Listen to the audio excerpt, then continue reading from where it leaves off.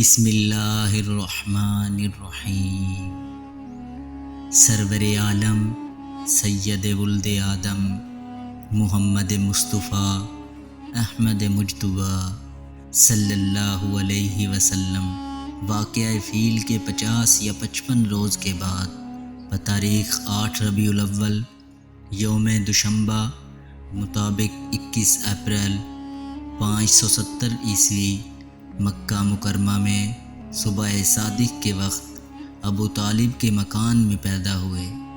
ولادت باسعادت کے تاریخ میں مشہور قول تو یہ ہے کہ حضور اکرم صلی اللہ علیہ وسلم 12 ربیع الاول کو پیدا ہوئے، لیکن جمہور محدثین اور مورخین کے نزدیک راجح اور مختار قول یہ ہے کہ حضور اکرم صلی اللہ علیہ وسلم 8 ربیع الاول کو پیدا ہوئے۔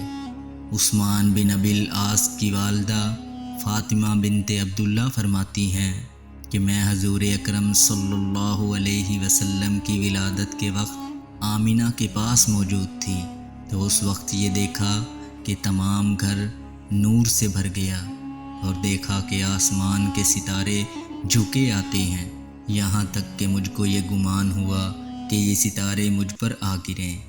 ارباز بن ساریہ رضی اللہ تعالیٰ عنہ سے مروی ہے کہ نبی کریم صلی اللہ علیہ وسلم کی والدہ ماجدہ نے ولادت باسعادت کے وقت ایک نور دیکھا جس سے شام کے محل روشن ہو گئے۔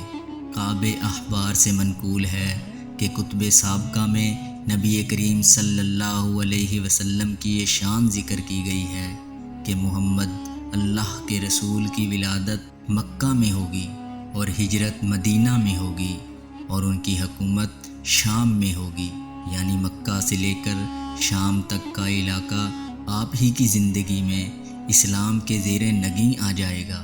چنانچہ شام آپ صلی اللہ علیہ وسلم ہی کی زندگی میں فتح ہوا۔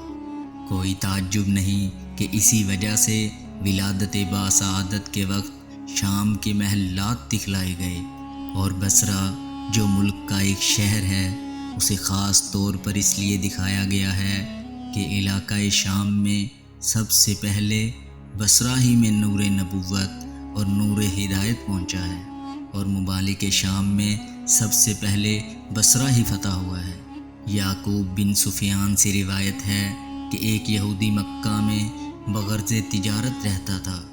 جس شب میں آپ صلی اللہ علیہ وسلم پیدا ہوئے تو مجلس میں قریش سے یہ دریافت کیا کہ اس شب میں کوئی لڑکا پیدا ہوا ہے۔ قریش نے کہا ہم کو معلوم نہیں۔ یہودی نے کہا کہ اچھا ذرا تحقیق تو کر کے آؤ، آج شب میں اس امت کا نبی پیدا ہوا ہے، اس کے دونوں شانوں کے درمیان ایک علامت یعنی مہر نبوت ہے، وہ 2 رات تک دودھ نہ پیے گا۔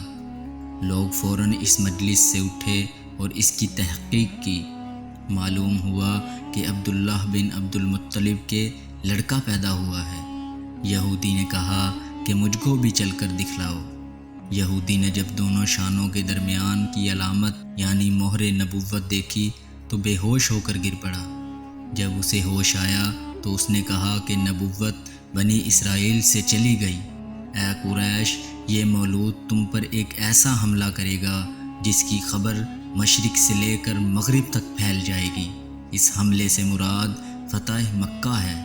اللہ پاک ہمیں حضور اکرم صلی اللہ علیہ وسلم کی ولادت کے دن اور باقی تمام دن حضور اکرم صلی اللہ علیہ وسلم پر درود پاک پڑھنے کی توفیق عطا فرمائے۔